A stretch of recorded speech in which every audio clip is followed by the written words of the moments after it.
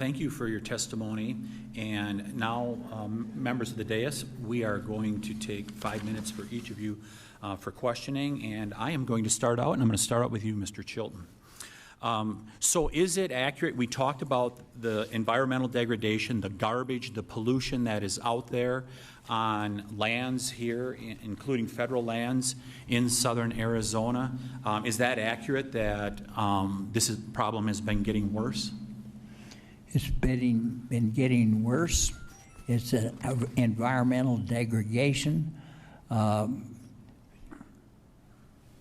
Witness Del Cuento stated that there have been millions of people apprehended.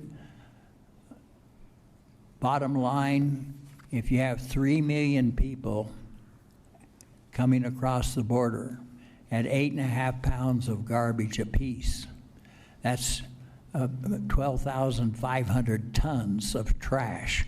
I get very tired of riding through my ranch and seeing and observing trash left by these crossers. So you've seen a massive increase over the last couple decades, is that correct? That's correct. Yeah, thank you very much. Mayor, I want to turn to you. You mentioned about social media, about how they use that to be able to facilitate these illegal crossings. Yes, sir. So we have a federal law that prevents someone from breaking the law. So in other words, let's say you took out an ad in a newspaper and you said, hey, drive your car down to the southern border and you can pick up a bunch of people that are hauling fentanyl. That would be illegal under federal law. Do you think that law should be enforced in regards to the social media companies? Chairman Tiffany, yes, sir, I definitely do. And the sheriff can talk for days on this one. That is how these low-car drivers get their marching orders.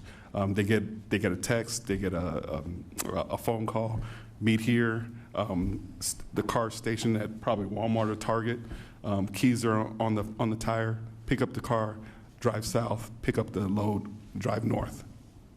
Yeah. So we had a vice president from Microsoft say that I believe it was one of the social media companies that said that our platform gets used to be able to facilitate these illegal crossings. I think it's about time that the social media companies, who are quick to censor some people, that they do their job to prevent these illegal transactions from going on. Sheriff Daniels, I want to talk about fentanyl for just a second. What's the biggest action, what's the most significant action that happened over the last few years that has led to increased fentanyl coming into the United States of America?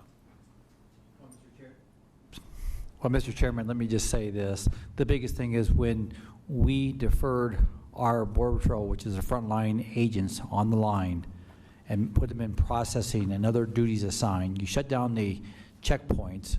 You shut down a lot of your aerostats along the border. Long story, I call it the infrastructure fracture when it comes to the CBP. You've opened up the border. And the more agents you take off the border, the more opportunities. The cartels are the true winners in this, and they are exploiting our borders with fentanyl. So in other words, Sheriff, on January 20th of 2021, when President Biden in effect declared open borders, that is largely what precipitated this massive increase of fentanyl coming into our country. Is that right? Yes, I would agree. Yeah, and I stopped today at a Border Patrol checkpoint. It has not been manned for a long time, and it's not the fault of the Border Patrol. It's because they're being babysitters at this point. It's terribly unfortunate. And by the way, I asked Secretary Mayorkas in a hearing. I sit on the Judiciary Committee. Sheriff Daniels was there in Washington, D.C. He cited the same exact testimony. It has not changed in the 3 times I've asked Sheriff Daniels this question. And I asked, who's not telling the truth? Because Secretary Mayorkas said to us, no, the actions of January 20th of 2021 are not the reason why fentanyl has increased the way it has. I said, who's lying? The sheriff or you? Of course he would not go after Sheriff Daniels because he is above repute amongst not just local citizens here in Arizona, but amongst the people of the United States who have worked with him. Secretary Mayorkas was not telling us the truth.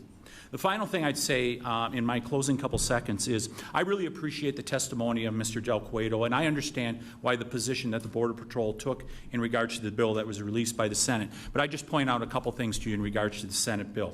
The President can declare an emergency under that bill at any time and have open borders. Do you think for a second the current President would not declare an emergency and allow open borders to happen? Furthermore, the lead author, one of the lead authors, said over the past weekend, under that bill, the border never closes, and went on to say that just today, that our priority, not American citizens, our priority is not American citizens, it is the people who are in here illegally. I now recognize the chairman, Mr. Westerman, for 5 minutes.